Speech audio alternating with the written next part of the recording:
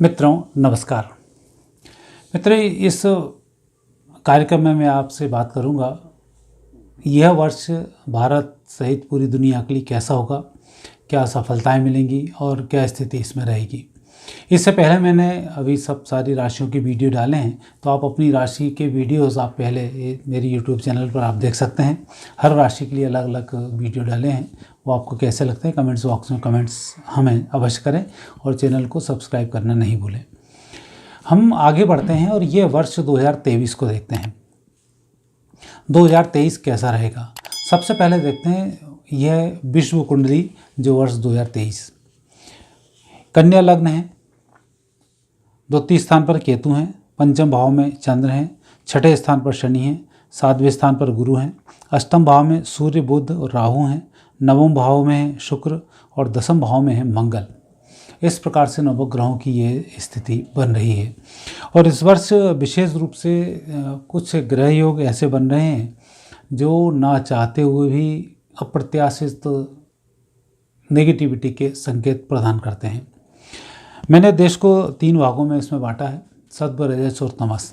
तो यदि मैं बात करता हूँ सत्व गुणी की बात करें तो भारत की हम बात करते हैं, तो भारत के लिए तो मुझे लगता है सबसे मैं आखिरी में आऊँगा। उससे पहले बात करते हैं राजस अर्थात पश्चिमी देशों की। तो पश्चिमी देशों में जो स्थिति इसमें बन रही है ये बहुत अच्छी नहीं बन रही है। यूरोप की स्थिति बहुत अच्छी इस कुंडली में नहीं बन रही है। मंगल और शनि दोनों का जो नेगेटिव प्रभाव है इसमें पूरा यूरोप युद्ध के झमेले में ही झेलता रहेगा। जहाँ मंगल होने से आगजनी की घटनाएं बहुत होती हैं, परेशानी बहुत आती हैं, वहीं शनि होने के कारण प्राकृतिक आपदाएं भी बहुत आती हैं। तो इस वर्ष पूरे यूरोप पश्चिमी देशों को प्राकृतिक आपदाओं को भी झेलना पड़ेगा और खुद के राजाओं की मानसिकताओं में भी नेगेटिव स्थिति बन रही है, तो उसका भी सामना करना पड़ेगा। जनता प्रजा में बहुत तनाव होगा, आर्थिक रूप से काफ़ी नुकसान की संभावना है, उठने की स्थिति बहुत कम बनती है। अब चूँकि पश्चिमी देश कमज़ोर पड़ जाएं तो स्वाभाविक है कि भारत पर भी उसका असर पड़ता है, उसकी भी चर्चा हम आपसे बाद में करेंगे। पर पश्चिमी देशों में यदि हम यूक्रेन, रूस और इन सब की बात करते हैं, यूरोप की पूरी बात करते हैं, तो उसमें स्थिति नेगेटिव अधिक है, पॉजिटिव बहुत कम है। सुरक्षा की दृष्टि से यदि हम देखते हैं तो सुरक्षा में पूरा यूरोप इस वर्ष असुरक्षा की स्थिति में बना रहेगा। कहीं युद्ध के बादल मंडराते रहेंगे, कहीं वेपन्स की स्थिति बनती रहेगी, हथियारों की होड़ लगातार बहुत तेज़ी से शुरू हो जाएगी। और 17 जनवरी के बाद शनि का जो राशि परिवर्तन होगा ये आपस में गंभीर टकराव के संकेत देता है। शनि का संकेत होता है, शनि वैसे भी छठे स्थान शत्रु स्थान से गुजर रहा है, तो एक दूसरे के खून के प्यासे लोग हो जाते हैं। राजाओं को समझ में नहीं आता है क्या करना है, सेनाओं के भरोसे रहना पड़ जाता है। तो उसमें स्थिति 17 जनवरी के बाद थोड़ी सी नेगेटिव अधिक बन रही है, पॉजिटिव कम है। व्यापार को देखते हैं तो यूरोप में व्यापार की स्थिति बहुत अच्छी नहीं है।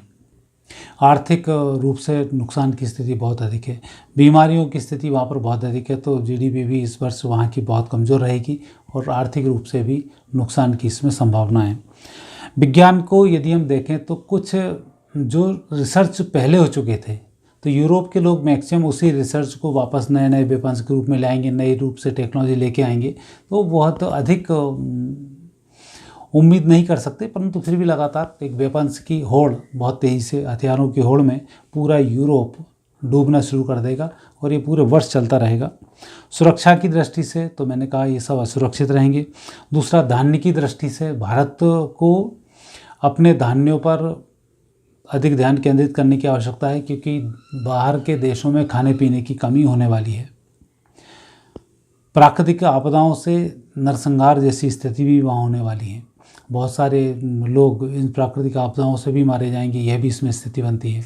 तो वहाँ थोड़ा सा भारत को उसमें सावधान रहना है। मुद्राएं लगातार, डॉलर की स्थिति बढ़ ही रही है, लेकिन कब बहुत तेज़ी से धराशायी हो जाए इसका कोई भरोसा नहीं है। चूँकि जिस तरह से अमेरिका व्यवस्था करता है उस तरह से डॉलर थोड़ा सा बढ़ता हुआ ज़रूर दिखाई देगा, लेकिन जुलाई, अगस्त, सितंबर आते आते डॉलर की स्थिति में कहीं ना कहीं से गिरावट देखी जाती है। तो यूरोप के लिए तो मुझे लग रहा है बहुत अच्छी स्थिति नहीं बनती है। दूसरा, मुस्लिम देशों की यदि हम बात करें तो मुस्लिम देशों में राहु और शनि, इन दो ग्रहों का नेगेटिव प्रभाव है। राहु शनि का जब नेगेटिव प्रभाव हो तो व्यक्ति अपने आप ही मर जाता है। यूरोप में तो एक देश दूसरे देश से लड़ेगा और वहाँ अपनी एनर्जी को नष्ट करेंगे, परंतु मुस्लिम कंट्रीज़ में तो आपस में ही घमासान शुरू होगा जो इनसे थमाएगा नहीं। हर मुस्लिम देश अपने आप की तरक्की करने का प्रयास करेगा, परंतु कहीं ना कहीं से फिर आपसी वैमनस्य खड़ा होगा, फिर तरक्की रुक जाएगी। टूरिज्म को जितना बढ़ाने की कोशिश करेंगे, टूरिज्म में उतना ही फिर कमज़ोर होते जाएंगे। खाने पीने के मामले में थोड़ी स्थिति नेगेटिव बनेगी। यदि हम बात करें प्राकृतिक आपदाओं की तो वहाँ भी स्थिति बहुत अच्छी नहीं बनती है। तो उस दृष्टि से भी मैं देख रहा हूँ कि यहाँ पर इस वर्ष मुस्लिम देशों की स्थिति भी बहुत बेहतर नहीं है, तो वहाँ भी इनको संघर्ष ही अधिक करना होगा और इसमें भी भारत की एक बड़ी भूमिका होगी। मुस्लिम देशों में और यूरोपियन कंट्रीज़ में चीन का एक थोड़ा सा अहम रोल रहेगा, क्योंकि चीन खुद ही इकोनॉमिक रूप से टूटा हुआ है, तो उसमें थोड़े से मुस्लिम कंट्रीज़ को कुछ दबाव बनाने की कोशिश करेगा। लेकिन चूंकि वहाँ पर आपसी वैमनस्य राहु के कारण फैलेगा, तो आपस में ही ये दो देश संघर्ष करेंगे और उनकी जो मित्र देश हैं उनसे भी आपस में बहुत अधिक संवाद की स्थिति दिखाई नहीं देती। तो 2023 यहाँ भी एक नेगेटिव पोजीशन को दर्शाता है। अब हम आते हैं चीन के ऊपर। ये सारे दंगे फसाद जो जितनी भी पूरे कंट्रीज़ में एक जड़ है, उसकी जड़ चीन मिलेगी। जैसे मैंने कहा था 2020 में ही कि चीन कोरोना वहीं से निकला है, तो अभी आपने देखा होगा कि वहाँ के जो वैज्ञानिक थे वुहान में काम करने वाले, उन्होंने कर दिया है कि वुहान कहीं से निकला था, वो भी एक प्रूफ हुआ। जब दूसरे में आप लगाओगे तो खुद भी उसी घर में बैठे हो, तो आज स्थिति आप देख रहे हैं पूरे साल चीन में महामारियों का जो दौर चलेगा, तो जून जुलाई तक तो यह दौर चलता रहेगा। जैसे तैसे कंट्रोल करने की कोशिश करेगा तो आर्थिक रूप से कहीं पिछड़ापन आएगा, और जब व्यवस्थाएं बिगड़ती हैं तब देश युद्ध की तरफ मूव कर जाता है। ये राजनीतिक षड्यंत्र, राजनीति कंट्रोल ही ऐसे करती है। एक तो मैंने शी जिनपिंग के ऊपर और चीन के ऊपर एक पूरा वीडियो बनाया था कि इनका शासन कैसा होगा, तो मुझे लगता है कि शी जिनपिंग के शासन के अंदर बदलना, उठापटक होना, और यदि शासन नहीं बदलाएगा तो वहाँ की जनता में ज़बरदस्त आक्रोश देखने को मिलेगा, जो चीन की आर्थिक स्थिति के लिए, आर्थिक उन्नति के लिए बहुत अच्छा नहीं है। अभी तक चीन भारत में हड़तालें करवाता आया है वामपंथी के माध्यम से। जब भी मार्च अप्रैल का महीना आता था, हमारे टर्नओवर कंप्लीट करने का महीना आता था, तो ये वामपंथी लोग हड़ताल कर करके इस देश की आर्थिक स्थिति को नुकसान पहुंचाते थे। अब इस वर्ष चीन अपनी ही जाल का मज़ा खुद चखेगा कि वहाँ की जनता हड़तालों पर रहेगी, परेशानी आएगी, उसके व्यापार उद्योग धंधे नष्ट होंगे, और उस नष्ट होने के कारण आक्रामक रुख रखेगा, झगड़े की स्थिति में लगातार उतारू होगा। कुछ रिसर्च बहुत सारे करेगा, हवाई सुरक्षाओं को बढ़ाने की कोशिश करेगा, कई मिसाइलों को भी परीक्षण वो करने की कोशिश करेगा। और अभी तक जिस तरह से नौसेना में चीन का एक दबदबा है नंबर 1 पर, वह नंबर 1 खिसकेगा। भारत भी आगे बढ़ेगा, चीन के साथ साथ जापान भी आगे बढ़ेगा, अन्य देश भी नौसेना के रूप में अब उभरेंगे, तो वो चीन के लिए भी ठीक नहीं होगा। और चीन जिस तरह से विस्तारवादी नीति अपनाता है, इस बार तो अंदर ही खुद को संभालना ही उसको भारी पड़ने वाला है, तो ये स्थिति वहाँ नेगेटिव रहेगी। पॉजिटिव स्थिति में तो बस ये है कि कुछ सुरक्षा की दृष्टि से कुछ उपाय करेगा जो उसके व्यक्तिगत हित के होंगे, परंतु अन्य देशों से अब वो आंख उठाने की कंडीशन में नहीं होगा। भारत से टकराने की बार बार वो कोशिश करेगा पाकिस्तान को लेकर। म्यांमार को अवश्य कब्जे में कंट्रोल करने में सक्सेस हो जाएगा कि म्यांमार की पूरी सेना चीन के कहने पर ही चलेगी और म्यांमार की स्थिति बहुत अच्छी नहीं होगी। भारत पाकिस्तान के बीच में भी कुछ उपद्रव मचाने की कोशिश करेगा, पाकिस्तान को लेकर भी भारत में तनाव फैलाने की कोशिश करेगा, परंतु मुँह की खाएगा, प्लानिंग करेगा, प्लानिंग फेल होगी। तो भारतीय के जो क्षेत्र हैं, क्योंकि अब हिमालय जागृत हो रहा है, जब हिमालय जागृत होता है तो भारत में अदृश्य शक्तियाँ जागृत हो जाती हैं, और यही कारण है कि जो हिमालय बना है ये भारत को इसी समय कलयुग से बचाने के लिए हिमालय बना है। अब कलयुग की जो रक्षा करेगा हिमालय करेगा, इसलिए हिमालय पर जिसकी भी निगाह बुरी होगी अपने आप ही अदृश्य शक्तियों के माध्यम से नष्ट होगा। भारत को हम देखते हैं तो भारत की स्थिति मुझे लग रहा है कि अच्छी स्थिति इसमें दिखाई देती है। व्यापार व्यवसाय में हमारी लगातार प्रगति बनी रहेगी। विज्ञान में हम ऐसे ऐसे रिसर्च करेंगे कि दुनिया अब देखकर दंग रहेगी। 2022 से मैंने कहा था पहले, 22, 23, 24 और 25 और 26 में आते आते दुनिया के कोई भी वेपन्स हमारे बराबर नहीं मिलेंगे। इस वर्ष भी हम जो रिसर्च करेंगे वो भी कई मामले में हमारी जो शोध होंगे बहुत ज़बरदस्त होंगे, जिसको देखकर पूरी दुनिया भी दंग रह जाएगी। भारत और रूस, इनकी कुछ जोड़ी इनडायरेक्टली अदृश्य शक्तियों के माध्यम से बनने वाली है और उसमें पूरी दुनिया में कुछ ना कुछ एक अच्छी भूमिका में भारत होगा और भारत विश्व में अपनी संस्कृति का डंका बजवाने में भी सफल होगा। भारतीय संस्कृति को लोग फॉलो करना शुरू कर देंगे। अभी तक ऐसा होता था कि भारत के लोग बाहर जाते हैं, अब आने वाले समय में 2023 के बाद जो परिवर्तन होगा, उल्टा परिवर्तन होगा, लोग भारत आने की कोशिश करेंगे। सुरक्षा की दृष्टि से भारत सुरक्षित है, कोई दिक्कत नहीं है, लेकिन लगातार टकराहट यहाँ जारी रहेगी। पाकिस्तान से विवाद की स्थिति बिल्कुल बनेगी, चीन से भी विवाद की स्थिति बनेगी, बांग्लादेश में भी टकराहट बनेगी, लंका में भी टकराहट बनेगी और नेपाल में भी जो स्थिति है वो भी नेगेटिव होगी। अभी नेपाल की सरकारों में भी आपस में बहुत तनाव होना है। मुद्रा, भारतीय मुद्रा अभी जैसी है वैसी रहेगी और इसमें बढ़ोतरी होगी। डॉलर के मुकाबले थोड़ी सी कम अवश्य रहेगी, लेकिन अन्य देशों की मुद्राओं के तुलना में भारत की मुद्रा काफ़ी बढ़ेगी। सिर्फ डॉलर को छोड़ दें तो भारत की मुद्रा किसी भी मुद्रा से डाउन नहीं जाएगी, हर मुद्रा भारत से डाउन मिलेगी। इस वर्ष आप ये चमत्कार भी देखेंगे भारत की स्थिति का। भारत में सिर्फ आंतरिक सुरक्षा की दृष्टि से ठीक नहीं है, हालांकि हमारे नौजवान हैं, चाहे पुलिस हो, चाहे बीएसएफ हो, चाहे सीएसएफ हो, चाहे हमारी भारतीय सेना हो, ये सब उसको कंट्रोल करने में अवश्य ही सफल होंगे, परंतु स्थिति यहाँ थोड़ी सी नेगेटिव दिखाई देती है। और सुरक्षा में भारत में भी थोड़ी सी भूकंप और इस तरीके की जो मौसमी मार है, इससे भारत भी नहीं बच पाएगा। ये स्थिति यहाँ भी दिखाई देती है, कुछ नेगेटिव स्थितियाँ हैं, तो उसका भी सामना इस देश को करना पड़ेगा। पाकिस्तान, बांग्लादेश, श्रीलंका और म्यांमार, इनको मैंने एक साथ इसलिए ले लिया कि इन सबकी दुर्गति होने वाली है।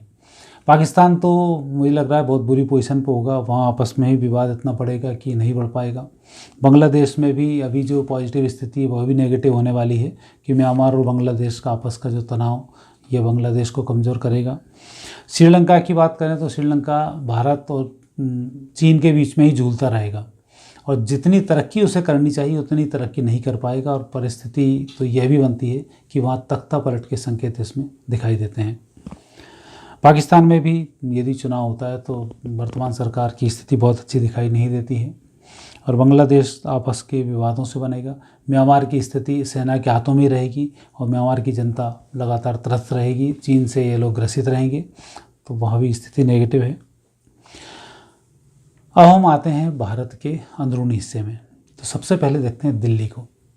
दिल्ली के जो गृह योग हैं ये ठीक हैं, परंतु दिल्ली में जिस उद्देश्य को लेकर जो सारी व्यवस्थाएं की गई हैं, यहाँ पर अराजकताओं का माहौल रहेगा। पूरी दिल्ली इस वर्ष कई बार ब्लॉक रहेगी, नाना प्रकार की हड़तालों का दिल्ली को सामना करना पड़ेगा। दिल्ली की जो कॉरपोरेशन है वो उस तरह से काम नहीं कर पाएगी जितना उसको करना चाहिए। सरकार की स्थिति भी वहाँ पर नेगेटिव रहेगी अच्छे काम करने के बावजूद। केजरीवाल काम करके रोकने की कोशिश ज़रूर करेंगे, लेकिन चूंकि जब दिल्ली जाम हो, शहर ही बंद हो जाए, तो आप उतना अच्छा आउटपुट नहीं दे पाते हैं, ये स्थिति बनती है। बिहार, बंगाल, आसाम, मेघालय और झारखंड ये हमने इसलिए लिए कि बॉर्डर वाले एरिया हैं, तो बॉर्डर वाले एरिया पर भारत की स्थिति थोड़ी सी चिंताजनक रहेगी। यहाँ पर देश की सेना को चौकन्ना रहने की आवश्यकता है, परेशानियाँ बहुत रहेंगी। तो चारों, बिहार भी है, बंगाल भी है, आसाम भी है, मेघालय भी है, झारखंड भी है, यहाँ टोटल स्थिति नेगेटिव है और दंगों की संभावना है, आंतरिक कलह बढ़ना, ये स्थिति यहाँ पर अधिक दिखाई देती है। उड़ीसा और दक्षिणी जो प्रदेश हैं, उड़ीसा के अलावा उड़ीसा की स्थिति यहाँ पर बहुत अच्छी है, कुछ अच्छा बेहतर होगा वहाँ पर। और दक्षिणी प्रदेशों में फिर राजनीतिक संघर्ष की स्थिति है, तो वहाँ पर सभी पार्टियां मिलकर अपनी व्यवस्थाएं करेंगी। हालांकि बीजेपी वहाँ पर अपना प्रभाव दर्शाने में सफल होगी, पहले से ज़्यादा अच्छी स्थिति में वह आएगी और अपने कामों को, अपने वोट प्रतिशत को बढ़ाने में ये लोग सफल होंगे। कांग्रेस का वहाँ पर डाउनफॉल आएगा, क्षेत्रीय पार्टी वहाँ पर उठेंगी और वामपंथी भी कुछ हद तक आगे बढ़ने के संकेत मिलते हैं। हिमाचल की स्थिति राजनीतिक दृष्टि से बहुत बेहतर नहीं है। अक्टूबर नवंबर के बाद वहाँ सरकार की स्थिति भी बहुत ठीक नहीं आएगी और मुझे लगता है कि 2024 में ये सरकार लंबा समय नहीं कर पाए, क्योंकि वहाँ के जो गृह योग हैं, गृह हालात हैं, वो मंगल के कारण ठीक नहीं होंगे, जो लगातार विवाद को बताते हैं। मध्य प्रदेश, राजस्थान और छत्तीसगढ़, इनमें स्थिति, राजस्थान में बीजेपी की स्थिति मजबूत रहेगी, छत्तीसगढ़ में कांग्रेस की स्थिति बहुत अच्छी रहेगी और छत्तीसगढ़ में विशेष रूप से तरक्की के क्षेत्र में अच्छी स्थिति रहेगी। जो सरकार अच्छा काम करेगी, लोगों को अच्छे लाभ मिलेंगे और वहाँ स्थिति ठीक बनी हुई है। राजस्थान में आपसी विवाद बहुत स्थिति बनती है। राजस्थान नवंबर आते आते विपरीत स्थिति वहाँ पर बनेगी, सरकार का विद्रोह वहाँ पर होगा और सरकार को अपनी साख बचाना वहाँ पर मुश्किल रहेगा। मध्य प्रदेश को देखते हैं, यहाँ पर स्थिति वैसे तो भौतिक दृष्टि से, प्रोग्रेस की दृष्टि से स्थिति ठीक बनती है, लेकिन बीजेपी के लिए समय मध्य प्रदेश का बहुत बेहतर इसमें नहीं आता है। बहुत मेहनत बीजेपी को यहाँ करनी होगी। संघ को, पार्टी को एकजुट होना होगा। सत्ता से संघर्ष इन लोगों का आपस में बनेगा, क्योंकि सत्ता यहाँ निरंकुश रहेगी और उसके चक्कर में बीजेपी के लिए समय बहुत अच्छा नहीं होगा।